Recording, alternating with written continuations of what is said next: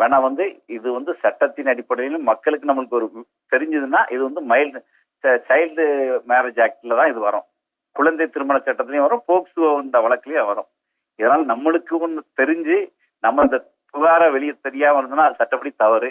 அதனால நம்மளோட அறிவுரைப்படி இது குழந்தை திருமண சட்டம் பிளஸ் போக்ஸ்கோ ஆக்ட் படி நம்ம வழக்கு கொடுக்க முடியுங்கிற அறிவுரை மட்டும் தான் இதுல வழங்க முடியும் மேடம். சரி சார், சரி சார், எனக்கு புரியுது சார்.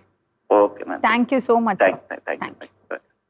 எங்களை பொறுத்த வரைக்கும் நாங்கள் அதிகாரிகளை அறிவிக்கணும், திஸ் இஸ் சைல்ட் மேரேஜ்.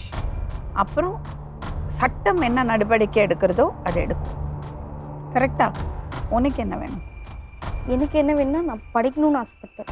நிஜமாவே உனக்கு ஆசை இருக்கா படிக்கணும்னு? எனக்கு படிக்கணும்னு ஆசை இருக்கு. நிச்சயமாக படிக்க வைக்கணும். நீ ஆனால் முயற்சி எடுக்கணும். ஒரு விஷயம் சொல்கிறேன், நான் சொல்கிறத ஃபாலோ அப் பண்ணி உனக்கு தேவையான விஷயங்களை பண்ணி வாங்கிக்கிறது உன்னோட பொறுப்பு. நீ இன்ட்ரெஸ்ட் காமிச்சியன்னா நாங்களும் தொடர்ந்து உனக்கு சப்போர்ட் பண்ணுவோம். ஆனால் மேடம் சொன்னாங்க, நாங்கள் சொல்லிட்டோம், இப்போ அவங்களே கூப்பிடுவாங்க, அவங்களே எனக்கு எல்லாம் ஏற்பாடு பண்ணிப்பாங்கன்னு விட்டிங்கன்னா ஒன்றுமே நடக்காது.